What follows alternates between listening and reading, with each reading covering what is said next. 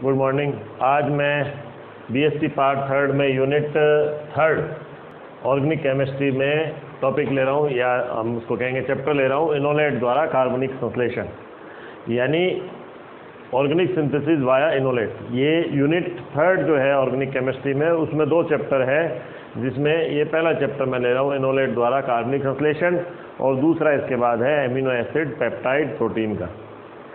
अब इसमें जो हम कह रहे हैं इनोलेट द्वारा कार्बनिक संश्लेषण में, सबसे पहले हम बात करते हैं इनोल फॉर्म, कीटो फॉर्म होती क्या है।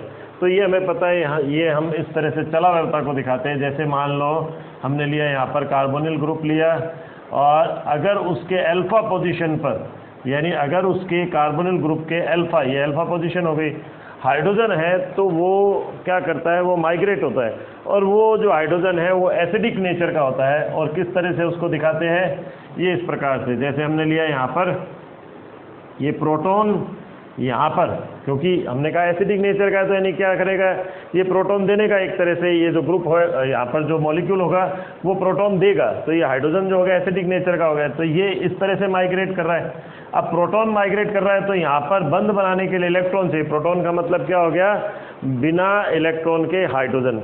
तो अब बिना इलेक्ट्रॉन के अगर वो कर रहा है, तो बंद बनाने के लिए इलेक्ट्रॉन चाहिए, तो वो कहाँ से आ गए, यहाँ से। तो अब ये वाले 2 इलेक्ट्रॉन कहाँ गए, ये इधर की तरफ मूव कर गए। तो हमारे पास कैसी स्ट्रक्चर बनी, ये इस प्रकार से स्ट्रक्चर बनी। ये OH, ये लॉन पेयर हमने इसके दिखाई दिए, और ये इस तरह से, और यहाँ पर डबल बॉन्ड, ये इस प्रकार से हमारे पास बना। तो ये कौन सी रूप हो गया, कीटो फॉर्म, और ये कौन सा हो गया, इनोल फॉर्म। और ये जो हम पूरे प्रोसेस को क्या बोलते हैं, इसको कहते हैं चला व्यवस्था। चला व्यवस्था यानी क्या बोलेंगे, टॉटोमेरिज्म। अब चला व्यवस्था में अब हम बात करते हैं, एक तो होती है चला व्यवस्था यानी टॉटोमेरिज्म, एक होता है रेजोनेंस। इन दोनों में वास्तव में अंतर क्या है, तो हम उसकी पहले एक बार बात करते हैं, फिर हमारा जो टॉपिक होगा वो होगा एसिडिक प्रॉपर्टी पर। तो सबसे पहले हम चला व्यवस्था और अनुनाद की बात करते हैं। तो अब इसके लिए पहले सबसे एक एग्जाम्पल हम लेते हैं, फिर उसी को हम टेबल के रूप में ले लेंगे। जैसे हमने एक बेंजीन का एग्जाम्पल लिया, बेंजीन में हमने इस प्रकार से लिया, ये कैकुले स्ट्रक्चर बनाते हैं, हमें ध्यान होगा। और इसी प्रकार से आगे की तरफ हम लेते हैं, ये इस प्रकार से डेवार स्ट्रक्चर होती है, और इस प्रकार से आगे स्ट्रक्चर बनती है, आयनिक होती है, फ्री रेडिकल होती है, और लास्ट में हम क्या बनाते हैं, इसको यूं करके, ये होता है अनुनादी संकर, यानी रेजोनेंस हाइब्रिड। ये कैकुले स्ट्रक्चर, डेवार स्ट्रक्चर, और ये सारी जो संरचनाएं होती है कौन सी कहलाती है, अनुनादी संरचनाएं। तो ये हो गया। अब दोनों में अंतर क्या है, ये हमें अब देखना है। सबसे पहला अंतर तो हमें दिख ही रहा है, जो मैं भी यहाँ पर आपको बता रहा हूँ। यहाँ पर हम देख रहे हैं कि जो चला व्यवस्था में जो है, ये तो अनुनाद हो गया, यानी ये तो यहाँ पर हो गया अनुनाद, रेजोनेंस।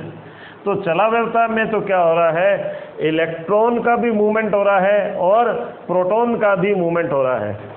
चला व्यवस्था में किसका मूवमेंट हो रहा है, इलेक्ट्रॉन का, और इस तरह से एक तरह से न्यूक्लियाई का भी मूवमेंट है। जबकि यहाँ पर क्या हो रहा है, यहाँ केवल इलेक्ट्रॉन का मूवमेंट है। हम देख रहे हैं यहाँ पर केवल इलेक्ट्रॉन का मूवमेंट है, ये रहा इलेक्ट्रॉन का डिस्ट्रीब्यूशन हो रहा है। तो यानी अगर हम पहले अंतर की बात करें, तो ये क्या होगा, एक तरफ मैंने लिख दिया टॉटोमेरिज्म और एक तरफ मैंने लिख दिया रेजोनेंस। तो हम यहाँ पहले में क्या कहेंगे, इलेक्ट्रॉन और प्रोटॉन दोनों का मूवमेंट है, और जबकि रेजोनेंस में हम किसका कह रहे हैं, केवल इलेक्ट्रॉन का मूवमेंट है।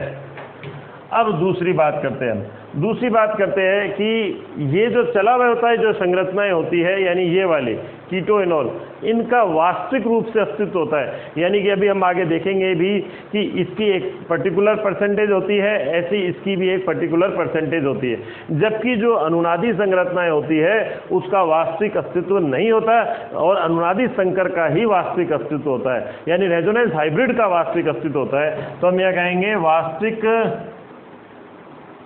अस्तित्व किसका होता है, ये चलावई रूपों का वास्तविक अस्तित्व होता है, और यहाँ वास्तविक अस्तित्व नहीं होता है। किसका अस्तित्व होता है, केवल अनुनादी संकर का अस्तित्व होता है। अब थर्ड नंबर, थर्ड नंबर पे हम कहेंगे कि जो चलाव्यवस्था फॉर्म होती है उसमें जो कम ऊर्जा वाली संरचना है वो अधिक स्टेबल होती है और उसका कंट्रीब्यूशन मोर होता है।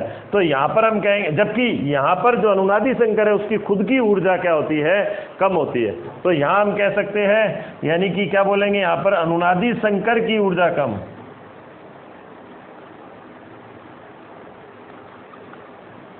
जबकि यहाँ इसमें हम लिखेंगे कि जो चलावाई रूप जो क्या होती है, जो कम ऊर्जा वाली होती है, कम ऊर्जा, वो अधिक स्थायी, या हम कहेंगे उसका योगदान अधिक होता है, योगदान अधिक। और लास्ट हम जो चौथा अंतर कहेंगे, चौथा अंतर यहाँ मैं एक बार लिख रहा हूँ, चौथा अंतर जो होगा वो दोनों में ये होगा कि चलावई रूपों को इस प्रकार से सेपरेट करके दिखाया जाता है, जबकि अनुनादी संरचनाओं को इस चिन्ह द्वारा सेपरेट करके दिखाया जाता है। तो ये हुआ हमारे पास चलाव्यवस्था और दूसरा किसका हुआ, अनुनाद के बीच का अंतर। अब हम नेक्स्ट टॉपिक ले रहे हैं इसमें, वो है हमारे पास अम्लीय गुण।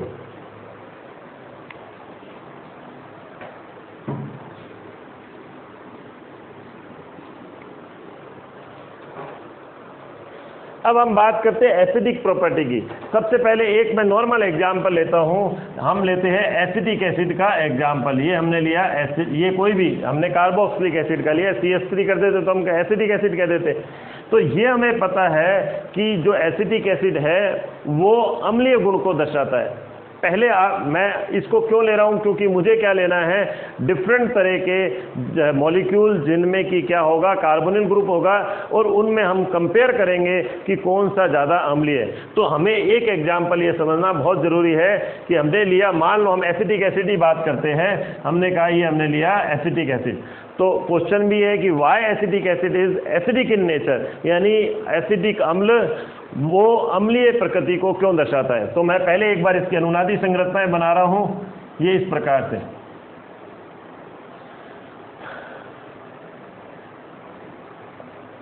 ये मैंने एसिटिक एसिड की अनुनादी संरचनाएं बनाई।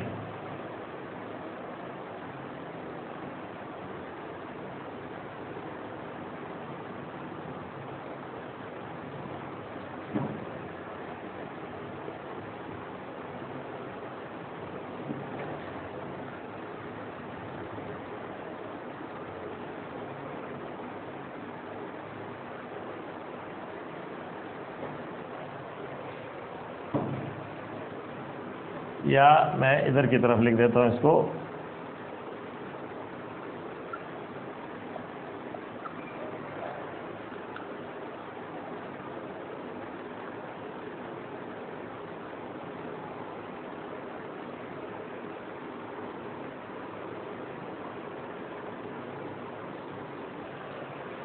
अब हम बात करते हैं why acetic acid is acidic in nature, यानी कि क्यों एसिटिक अम्ल अम्लीय प्रकृति का है। तो इसकी हम एक बहुत सिंपल सी बात करते हैं कि ये हमने लिया एसिटिक एसिड, ये इसकी रेजोनेंटिंग अनुनादी संरचना है, रेजोनेंटिंग स्ट्रक्चर है, जिसमें हमने देखा कि रेजोनेंस के कारण जो इलेक्ट्रोनेगेटिव ऑक्सीजन है उसके ऊपर धन आवेश उपस्थित हो गया है। और चूंकि इलेक्ट्रोनेगेटिव ऑक्सीजन है उसमें ऑक्सीजन को खींचने की सामर्थ्य, जो OH बॉन्डेड इलेक्ट्रॉन है उसको खींचने की सामर्थ्य होती है, और उस इलेक्ट्रोनेगेटिव ऑक्सीजन पर, यानी इलेक्ट्रोनेगेटिव ऑक्सीजन पर धन आवेश। तो अब चूंकि पहले ही वो तो खींच रहा था और पॉजिटिव चार्ज आने की वजह से वो और ज़्यादा OH बंद के इलेक्ट्रॉन को अपनी ओर खींचेगा और फिर क्या कर देगा, हाइड्रोजन को प्रोटॉन के रूप में प्रदान कर देगा। ये रहा। तो अब इसके ऊपर क्या आ गया, यहाँ पर नेगेटिव चार्ज आ गया, यानी इसने हाइड्रोजन को दे दिया तो यहाँ नेगेटिव चार्ज आ गया। और अब चूंकि ये बना हमारे पास कार्बोक्सिलेट आयन, चूंकि कार्बोक्सिलेट आयन जो है वो रेजोनेंस द्वारा स्थायित्व धारण कर रहा है, इसलिए ये रिएक्शन यहाँ से यहाँ इधर की तरफ चलेगी। तो ये जितना ज़्यादा स्टेबल होगा रिएक्शन इधर की तरफ ज़्यादा जाएगी। अगर मान लो ये स्टेबल होता तो रिएक्शन इधर से इधर नहीं जाती। तो हमें ये ध्यान रखना होता है कि अगर प्रोडक्ट स्टेबल बन रहा है तो इसका मतलब रिएक्शन फॉरवर्ड डायरेक्शन में चलेगी, यानी कि ये एसिटिक अम्ल जो है वो अम्लीय गुण को दर्शाएगा और प्रोटॉन को प्रदान करेगा। अब आप कह सकते हो कि दोनों में दो दो रेजोनेटिंग स्ट्रक्चर होती है, तो हमें ये पता होना चाहिए अनुनाद का ये नियम होता है कि सिमिलर स्ट्रक्चर का सिमिलर योगदान होता है।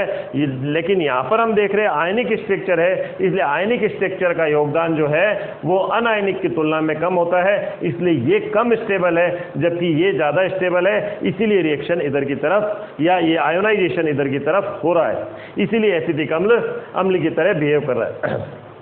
अब मान लो यहाँ पर कोई लेने वाला ग्रुप इसके साथ जुड़ा होता है, तो लेने वाला ग्रुप क्या करता है, यानी कि जैसे जो -I इफेक्ट दिखा रहा है या -M इफेक्ट दिखा रहा है, तो वो लेने वाला ग्रुप क्या करता, इस नेगेटिव चार्ज को स्टेबलाइज कर देता। या हम यूँ कह सकते हैं इस वाली कंडीशन में अगर मान लो यहाँ पर मैं CH2Cl कर देता तो वो क्या करता है, जो ऑक्सीजन पर पॉजिटिव चार्ज है वो उसको और अधिक बढ़ा देता है, और अधिक बढ़ा देता तो उसके OH बंध के इलेक्ट्रॉन खींचने की सामर्थ्य और ज़्यादा बढ़ जाती, इसलिए प्रोटॉन आसानी से निकल जाता। और जब प्रोटॉन आसानी से निकल जाता तो यहाँ पर भी क्या हो जाता, वो ये जो नेगेटिव चार्ज है वो स्टेबलाइज हो जाता है। किसके द्वारा, कार्बोक्सिलेट पर जो नेगेटिव चार्ज है वो स्टेबलाइज हो जाता है इस -I -M के द्वारा। तो इसलिए लेने वाला ग्रुप यानी कोई इलेक्ट्रॉन अट्रैक्टिंग ग्रुप जो होगा वो क्या करेगा, वो अम्लीय गुण को बढ़ा देगा। ये मैं एक बार यूँ वापस दोनों जगह ही बना देता हूँ, इसमें वो एसिडिक प्रॉपर्टी को बढ़ा देगा। अब इसी तरह की प्रॉपर्टी का जो हम है वो अब बात करेंगे, जो इस चैप्टर के अंदर कुछ एग्जाम्पल है उस पर्टिकुलर एग्जाम्पल को लेते हुए कि उनमें अम्लीय गुण किस प्रकार से परिवर्तित होता है।